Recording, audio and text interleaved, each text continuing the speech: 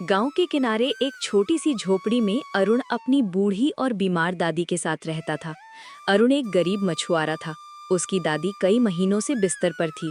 अरुण दिन रात मेहनत करता, पर दादी की बीमारी बढ़ती जा रही थी।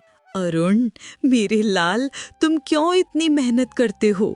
मेरे लिए तुम्हें अपना जीवन बर्बाद नहीं करना चाहिए। अब मेरी उम्र हो गई है। दादी, आप ऐसी बातें मत बोलिए। मैं आपको कुछ नहीं होने दूंगा। मुझे पता चला है कि आपका इलाज केवल एक दुर्लभ जड़ी बूटी से हो सकता है, जिसका नाम है जीवन की जलकुंभी। जीवन की जलकुंभी? मैंने उसके बारे में सुना है। वो तो एक मायावी झील में उगती है। उसे पाना नामुमकिन है। तुम बेकार में अपना समय और पैसा बर्बाद मत करो। नहीं दादी, मैं उसे ढूंढ कर लाऊंगा। आपकी जिंदगी उस जड़ी बूटी से ज्यादा कीमती है। तुम सच में मेरे लिए भगवान हो। मेरे पास तुम्हें देने के लिए कुछ नहीं, बस ये पुराना शंख है। ये हमारे परिवार की विरासत है। जब तुम निराश हो जाओ तो इसे कान से लगाना। ये शंख मेरे लिए सबसे बड़ी दौलत है। मैं इसे लेकर ही आपकी दवा खोजने जाऊंगा। अरुण रोजाना अपनी नाव लेकर मछली पकड़ने जाता था, पर उसका मन हमेशा उस मायावी झील की खोज में लगा रहता था। एक दिन मछलियां पकड़ते समय अरुण ने देखा कि गांव के कुछ अमीर व्यापारी, जो वास्तव में शिकारी थे, जंगल के एक छिपे हुए झरने के पीछे से बाहर निकल रहे थे। आज तो हमने बस थोड़ा सा सोना उठाया, अगली बार हम पूरी झील खाली करेंगे। मुखिया, वो जादुई भंवर बहुत खतरनाक है। हमें सावधानी से काम करना होगा।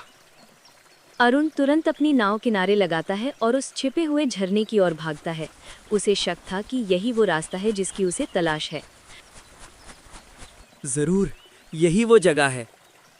वो झरने के पीछे पहुंचता है और देखता है कि वहां पत्थरों के बीच एक गहरा नीला भंवर घूम रहा है, जो एक जादुई द्वार जैसा दिखता था। अरुण बिना किसी डर के उस जादुई भंवर में कदम रखता है। अगले ही पल अरुण ने खुद को एक ऐसी जगह पर पाया जहां हवा में अजीब सी शांति थी।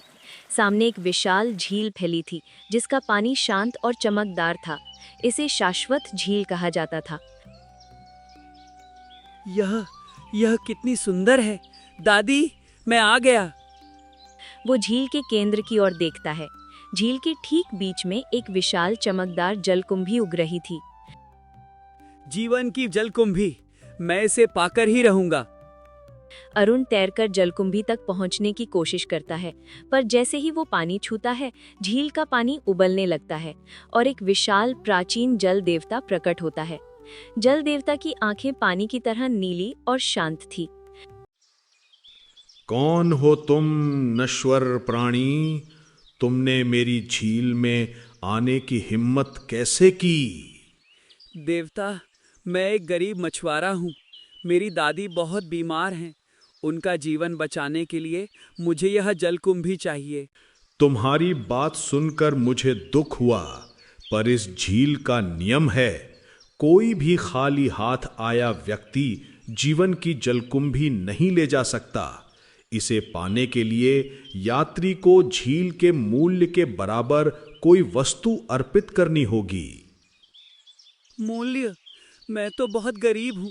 मेरे पास आपको देने के लिए कोई कीमती चीज नहीं है। मेरे पास बस यह फटी हुई जाली है, जिससे मैं मछलियां पकड़ता हूँ। यह जाली?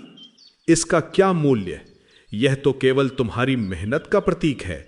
मैं तुम्हारी मेहनत नहीं, तुम्हारी दौलत चाहता हूँ। मेरे पास कोई दौलत नहीं है। मेरे पास तो खाने के लिए भी पूरे पैसे नहीं हैं। तब तुम जाओ और अपनी दादी को मर जाने दो। अरुण निराशा में डूब जाता है। वो जानता था कि वो हार गया है। तभी उसे याद आता है कि उसके पास उसकी दादी द्वारा दी गई एक कीमती शंख है। रुकिए देवता, मेरे पास एक चीज है जो मेरे लिए किसी हीरे मोती से ज्यादा कीमती है। क्या है वह? कोई सोने का सिक्का? नहीं, यह मेरी दादी द्वारा दी गई एक कीमती शंख है। ये हमारे परिवार की विरासत है। मेरे लिए ये अमूल्य है, क्योंकि ये मेरे परिवार का इतिहास है। मैं यह अमूल्य विरासत यहाँ झील के किनारे रखता हूँ। इस वस्तु का कोई मोल नहीं, ठीक वैसे ही जैसे इस झील का। और मैं बदले में सबसे अधिक अमूल्य वस्तु, मेरी दादी का स्वास्थ्य लेकर जा रहा हूं।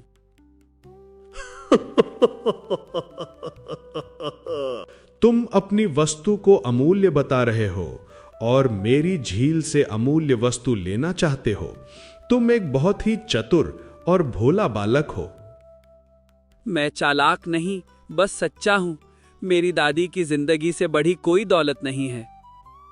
तुम्हारी श्रद्धा और तुम्हारी बुद्धिमता ने मुझे प्रभावित किया। तुम एक गरीब मछुआरे हो, पर तुम्हारा दिल सोने का है। तुम जा सकते हो और जीवन की जलकुंभी ले जा सकते हो। आपका धन्यवाद देवता। जल देवता शांत हो जाता है। अरुण जल्दी से जलकुंभी लेता है और शंख को झील के किनारे रखकर वापस जादुई भंवर की ओर भागता है। जैसे ही वो झरने के बाहर आता है, अरुण देखता है कि वही शिकारी मुखिया और उसका साथी उसकी फटी हुई नाव के पास खड़े हैं।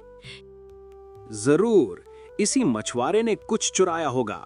ये यहां से क्यों भागा? मुखिया, ये शंख तो बहुत कीमती लगता है। ये इसे यहां क्यों छोड़ेगा? ये शंख किसी ने झील के पास छोड़ा है। इसका मतलब है कि कोई और भी है जिसने झील के नियम तोड़े हैं। हमें पता लगाना होगा कि ये शंख किसका है। शिकारी मुखिया शंख को लेकर गांव की ओर जाता है, ये पता लगाने के लिए कि ये किसका है। अरुण अपनी जलकुंभी को कसकर पकड़े हुए जल्दी से घर की ओर भागता है। दादी, मुझे आपको बचाना होगा। इन लालची शिकारियों को पता चल गया है। अरुण घर पहुंचता है और दादी को जलकुंभी दिखाता है। ये सच है? तुम इसे ले आए? तुम मेरे भगवान हो। दादी, हमें यहाँ से जाना होगा। शिकारी अब मेरे पीछे पड़े हैं। हाँ बेटा, मेरा कर्म ही मुझे यहाँ ले आया, पर तुम्हारा कर्म हमें बचाएगा। अरुण जल्दी से दादी के लिए दवा बनाता है। रात में अरुण ने रात में ही जलकुंभी से दादी के लिए दवा तैयार की और उन्हें पिला दी।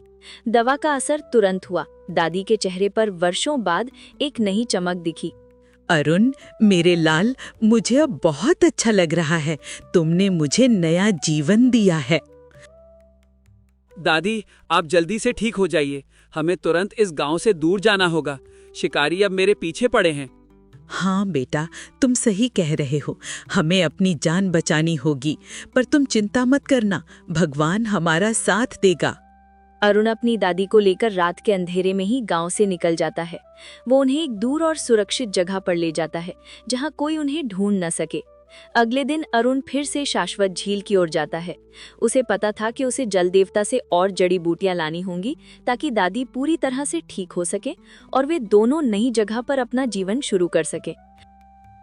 देवता ने कहा था कि कोई वस्तु अर्पित करनी होगी। पिछली बार मैंने अमूल्य शंख दिया, अब मेरे पास क्या है? अरुण अपने साथ अपनी पुरानी फटी हुई मछली पकड़ने वाली जाली ले जाता है, जो उसकी सालों की कड़ी मेहनत का प्रतीक थी। वो उसी जादुई भंवर में कदम रखता है और शाश्वत झील पर पहुंच जाता है। तुम फिर लौट आए मछुआरे। तुम्हारी दादी ठीक है? हाँ देवता, आपकी कृपा से वो ठीक हैं, पर पूरी तरह स्वस्थ होने के लिए उन्हें और जड़ी बूटियां चाहिए। मैं खाली हाथ नहीं आया हूँ। पर इस बार तुम क्या लाए हो? मैंने देखा तुम्हारे पास शंख नहीं है। देवता, यह जाली मेरी वर्षों की कड़ी मेहनत का प्रतीक है। यही मेरी असली दौलत है। मैंने इसी से मछली पकड़ी और इसी से अपनी दादी का पेट भरा। इसका मूल्य किसी सोने से कम नहीं है। मैं यह अपनी कड़ी मेहनत का प्रतीक अर्पित कर रहा हूँ और इसके मूल्य के बराबर मैं झील से और जड़ी बूटियां लूंगा, जो मेरे और मेरे परिवार के जीवन को सुरक्षित रख सकें।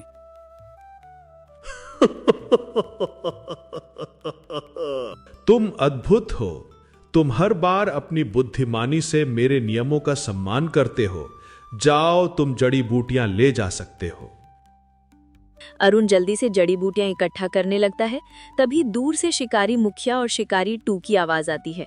वो जादुई भंवर से बाहर निकलकर झील के किनारे पहुंच चुके थे। वो रहा, यही वो मछुआरा है।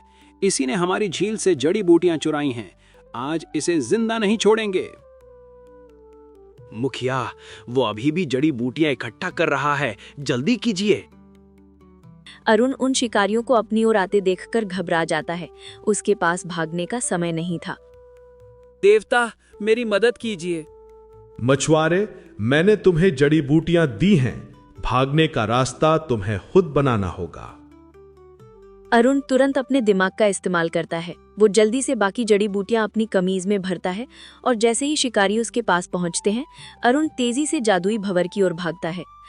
पकड़ो इसे, ये भागने ना पाए, इसकी सारी जड़ी बूटियां छीन लो। रुक जा मूर्ख मछुआरे, तू हमारी दौलत लेकर नहीं जा सकता। अरुण जड़ी बूटियों को कसकर पकड़कर जादुई भंवर में छलांग लगा देता है। शिकारी मुखिया और शिकारी 2, जो झील के नियमों को नहीं जानते थे, भंवर के पास पहुंचते हैं पर उसमें घुसने की हिम्मत नहीं करते। ये भाग गया, इसने हमारी सारी दौलत चुरा ली, हम इसे कभी नहीं छोड़ेंगे। शिकारी खाली हाथ गांव की ओर लौटते हैं, पर अरुण तब तक अपनी दादी के पास सुरक्षित लौट चुका था। तुम ठीक हो? मुझे लगा था कि तुम खतरे में हो। हाँ दादी, मैं ठीक हूँ। ये लीजिए बाकी जड़ी बूटियाँ। अरुण उन जड़ी बूटियों से दादी का अंतिम इलाज करता है। कुछ ही हफ्तों में दादी पूरी तरह से स्वस्थ हो जाती हैं। अरुण, तुमने मेरे लिए इतना बड़ा खतरा उठाया। तुम मेरे कर्म का फल हो। दादी, आपका प्यार ही मेरी सबसे बड़ी दौलत है। अरुण और दादी अब एक नई और सुरक्षित जगह पर खुशी से रहते थे। अरुण ने वहां एक नया छोटा सा कारोबार शुरू किया और ईमानदारी से मछली पकड़ने का काम करता था। गांव के लोग जो उसे मूर्ख कहते थे, अब उसकी बुद्धिमानी और निस्वार्थ प्रेम की कहानी सुनाते थे। अरुण ने सिद्ध कर दिया कि जीवन में सबसे अमूल्य वस्तुएं पैसा नहीं, बल्कि प्रेम, बुद्धिमानी और कड़ी मेहनत होती हैं।